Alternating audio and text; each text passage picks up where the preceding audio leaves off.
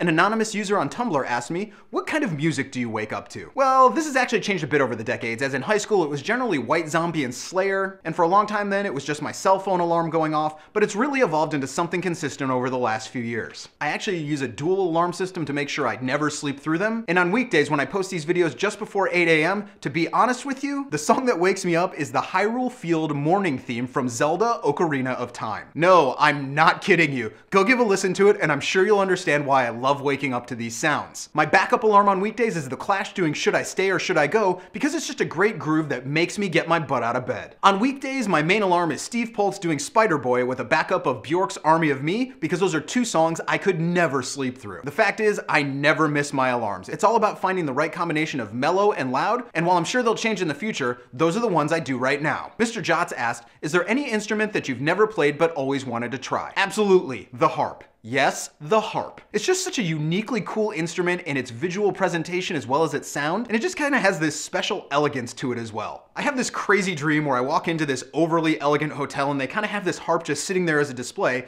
so I sit down and I just start rocking out on it.